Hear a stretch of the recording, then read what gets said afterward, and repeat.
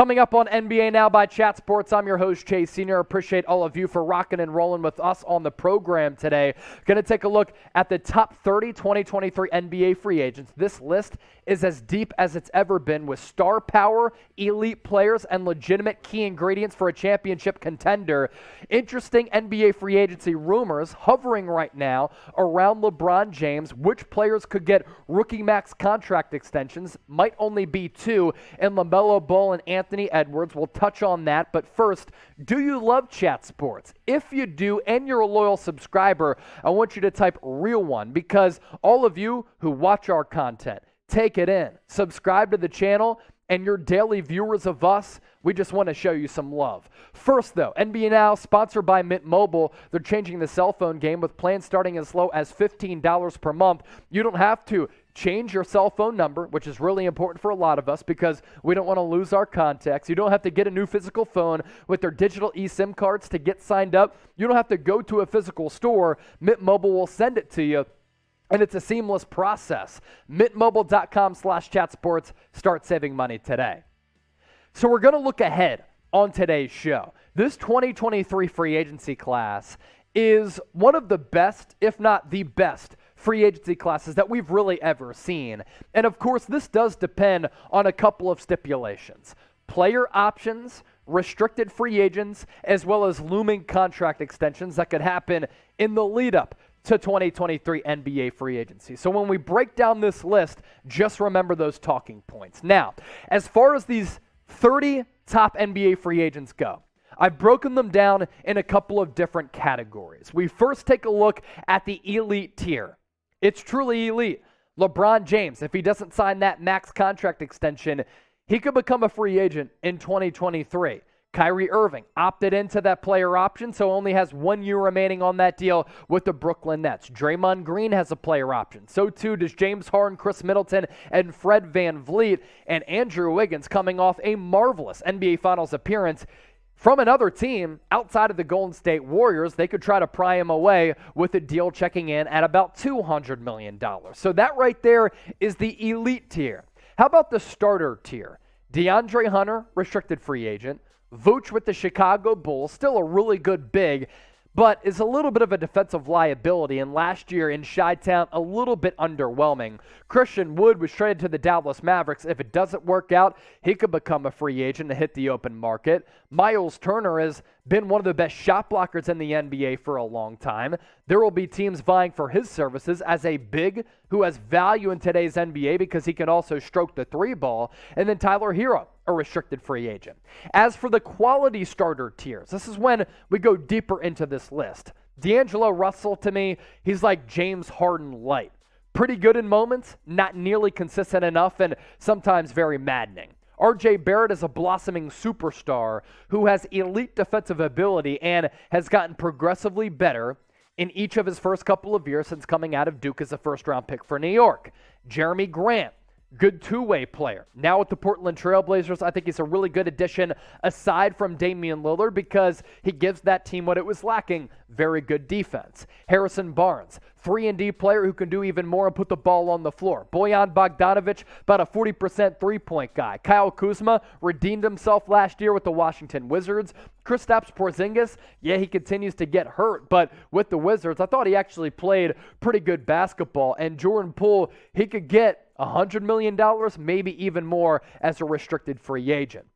From quality starters to the key ingredient pieces. These are guys who can really factor into being really good pieces on a playoff level team that can make a deep run in the postseason. Bogdan Bogdanovic, I love the lack of fear that he has. The guy is just fearless, playing in big games internationally and at the NBA level, never scared to rise up. Al Horford, he came out of nowhere last year in the playoffs with the Boston Celtics and was integral for the Celtics' success and still has some really good years in him.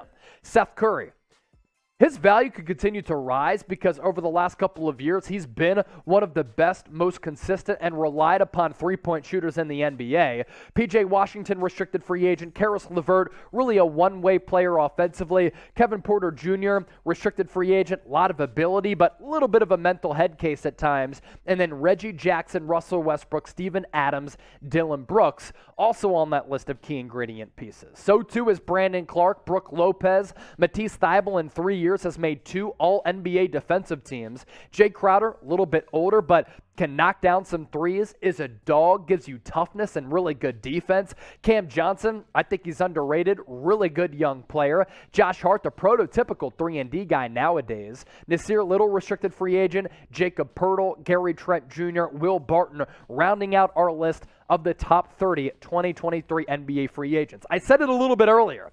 This free agency class, it is deep. It has star power and a bevy of really, really quality players. Among that group, who do you think is the best free agent? Give me a name right now in the comment section and join the conversation. On the other end, free agency rumors pertaining to some of the big names on that list. First, though, today's show sponsored by Mint Mobile, changing the cell phone game and really flipping it on its head. In this period of inflation, a lot of people are trying to save money. Mint Mobile allows you to do that. And if you go to mintmobile.com/chatsports, you'll see what I'm talking about. Unlimited premium wireless plans starting as low as $15 per month. That's not a misprint. I did not misspeak. $15 per month. Even your parents might start asking you to stop calling so much because you get unlimited talk and text. And oh yeah, by the way, on America's largest 5G network. It's a cell phone company owned by the famous actor Ryan Reynolds. Start saving money today on your monthly budget by heading to mintmobile.com/chatsports. Now, among those top 30 free agents, there is one headliner.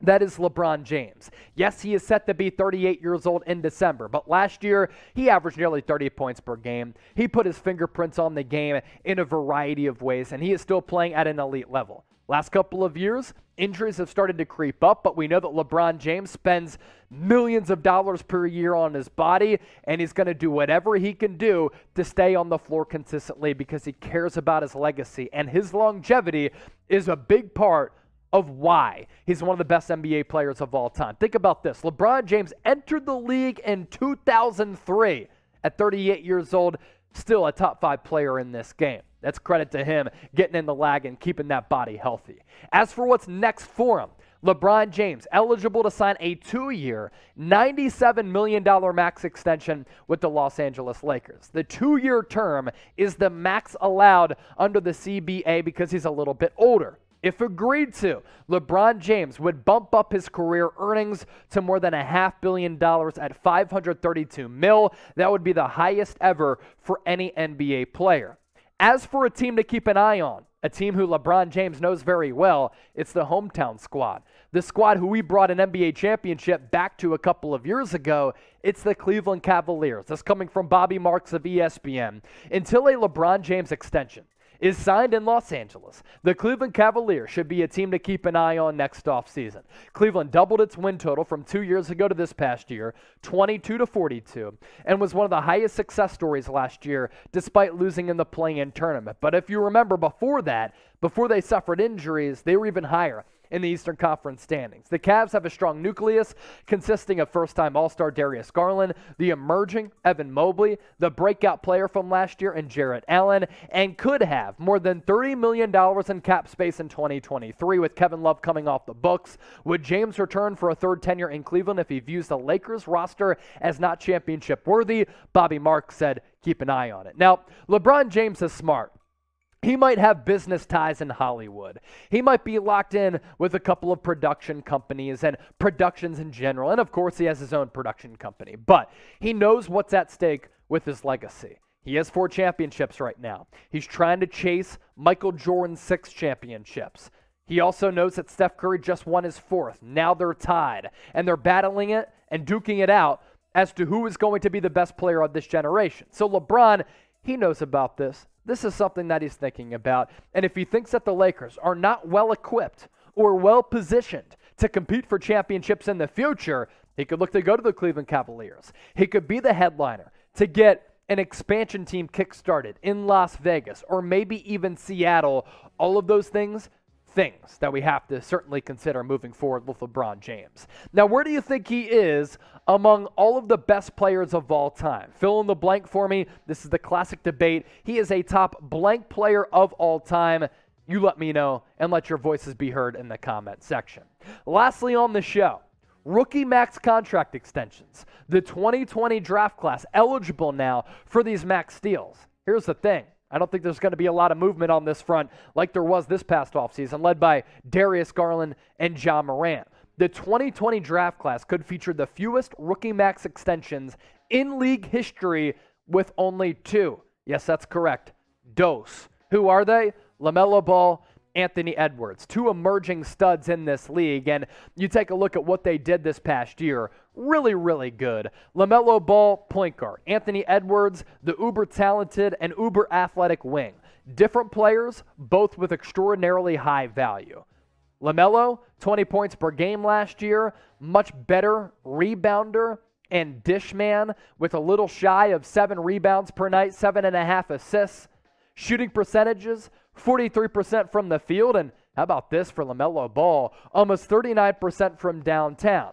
More volume there for Anthony Edwards, who, again, has much more defensive potential, I think, as compared to LaMelo. More of that scoring wing, not the primary ball handler. That's why the rebounding number's down, assist number's down. But Anthony Edwards is a player who I think you can win a championship with as a bona fide number 1. I'm not sure the same can be said for LaMelo Ball, but either way, in line for paydays. As for players who are Supermax eligible, that includes Jason Tatum, Pascal Siakam, and Fred VanVleet. For VanVleet, and I believe Pascal Siakam, if they're named to an all-NBA team, that changes how much they're eligible to get paid. But either way, Supermax eligible guys, Jason Tatum, Pascal Siakam, and Fred VanVleet. If you had to pick a young buck between 2 of those 2 max eligible players in LaMelo and the Ant-Man, Anthony Edwards, who would you pick to sign and build your franchise around? Give me an L for LaMelo or an A for the Ant-Man.